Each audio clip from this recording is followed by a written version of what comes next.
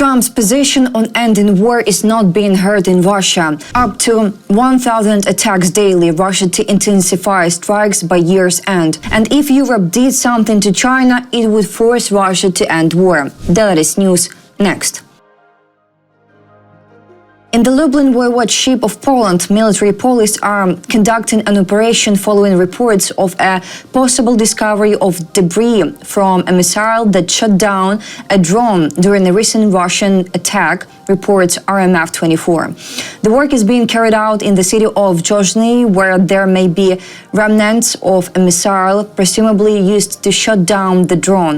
The military police will conduct a thorough investigation of the scene on Friday morning. The investigation will be conducted by the Military Police Investigation Department in Lublin in cooperation with the Forensic Laboratory and under the supervision of the District Military Prosecutor's Office. According to the media, a resident less than 30 kilometers from Lublin contacted the police after finding the missile in the field.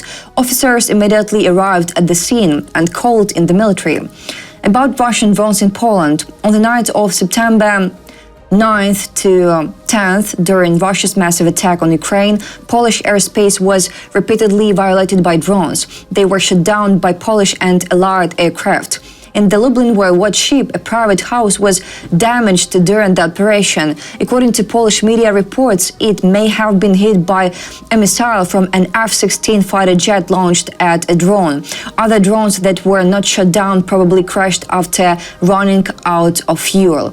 The wreckage of 16 aircraft was found in areas bordering Ukraine. According to Polish Prime Minister Donald Tusk, a total of 19 drones were recorded. Fighter jets were scrambled to intercept them, but only 4 targets were destroyed. This is no longer just about Ukraine. When Russian drones violate Polish airspace, damage homes, and put NATO citizens at risk, it becomes a brutal reminder that Moscow's war is not confined to our borders. Yet, too many NATO governments still hide behind excuses and red lines, responding only after an incursion rather than preventing the next one. Poles should understand this better than anyone.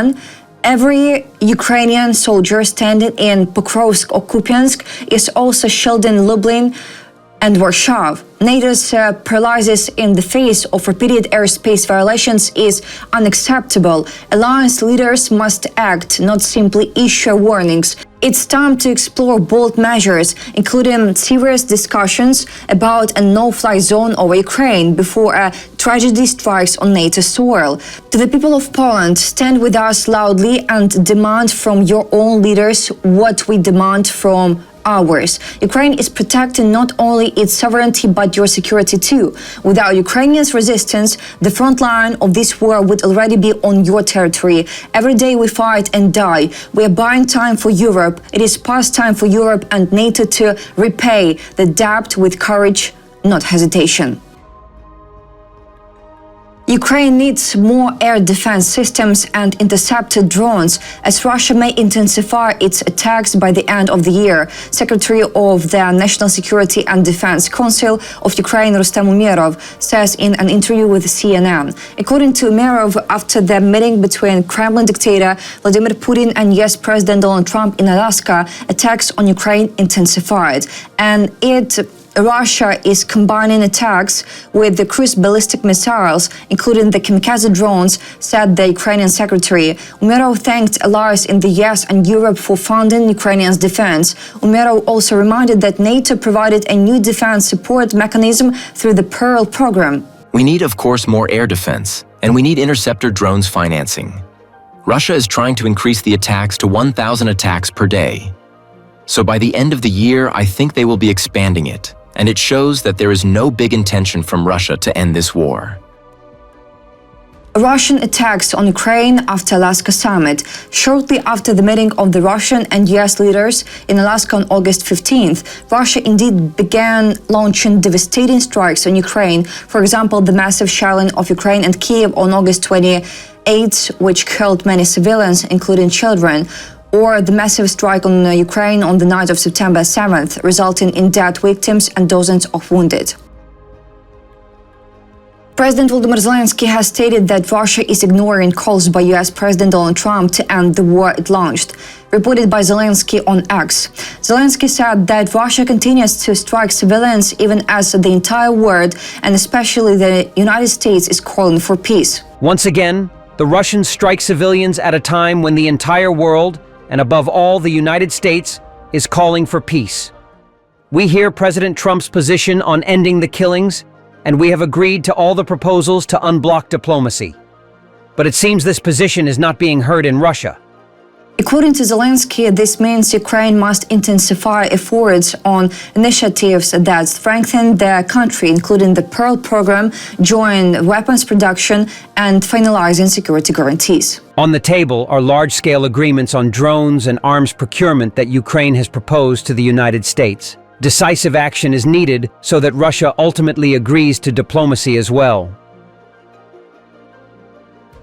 US President Donald Trump believes that if Europe imposed sanctions on China, which buys oil from Russia, then China would pressure the Kremlin to end its war against Ukraine. Reported by Trump in an interview with Fox News, the White House on X. Well, if they, European countries, did sanctions as an example, or tariffs, or whatever you want to call it, if they did that on China, I think the war would maybe end.